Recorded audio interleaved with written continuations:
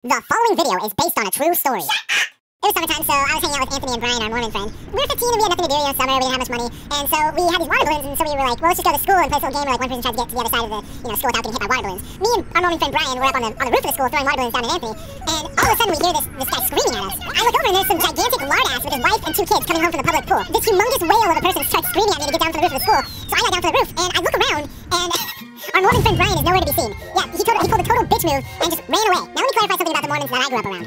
There's two different kinds of Mormons. The good Mormon kids and the bad Mormon kids. The good Mormon kids, they do all the stuff that Mormons are supposed to do. They don't watch rated R movies, they don't do drugs, they don't have sex until they're married, blah, blah, blah, that kind of stuff. Then there's the bad Mormon kids.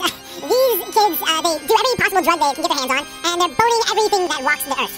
That might be a slight exaggeration, but you get the point. Anyway, Brian was one of the good Mormon kids, so I assumed he didn't want to get in trouble for what might possibly be illegal. Anyway, this colossal beast is just screaming hysterically at us, and he pushes Anthony and I into a wall, and he's like, "You fucking kids are vandalizing school property! I'm gonna call the cops!" And I was like, we aren't really vandalizing anything, we're just kind of running around the school. And I guess at some point in this guy screaming like an enraged animal of some sort, I guess Anthony decided he had enough of this and he tries to leave. And then this is when things get really crazy. This gargantuan Goliath fat guy grabs Anthony and puts him in a chokehold. And remember, this guy's wife and two kids are watching this whole thing. And Anthony starts freaking out, and the guy's wife is like, "Phil, stop it!" I don't really remember the guy's name, I just felt like Phil was an appropriate name for FATASS douchebag. No offense to anybody named Phil who wasn't fat or a douchebag. So anyway, his wife is like, "Phil, stop it!" And he's like, "Back off, Cheryl, I'll snap his neck!" Anthony's scared because some guy is about to kill him. I'm scared because I'm probably going to be the next to die. And our Mormon friend Brian was probably scared because he might get grounded and not be able to read the Book of Mormon before bed. Something like that, I don't know. So luckily he didn't snap Anthony's neck just yet.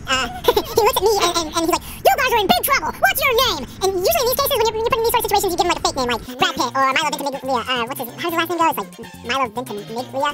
I don't know. Anyway, so, of course, I was scared shitless, so I gave him my full, real name. Yeah, I know, really smart. And then he looks down at Anthony, who's, still strangling, and he's like, "Okay, what's your name?" And Anthony mutters, "Bob."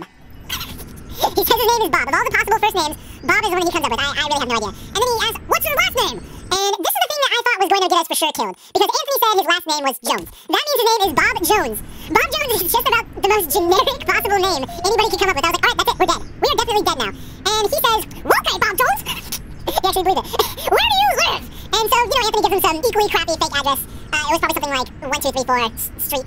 And then so he lets him go, and he's like, "If I ever see you guys here again, there will be hell to pay!" Like he's some sort of comic book villain. So Anthony and I are walking back to the house, just glad we're not dead. And guess who's at the front of our house? Oh, that's right, it's our Mormon friend Brian, just chilling there like nothing happened. And, normally I would have punted his stupid head right off of his body, but I was just happy to be alive, and I forgave him for being such an insufferable pussy. Plus he offered to buy us milkshakes afterwards, so that was pretty cool. So I guess the moral of the story is, if you're gonna harass a couple of innocent teenagers, make sure they don't find out where you live, because they might just TP your house.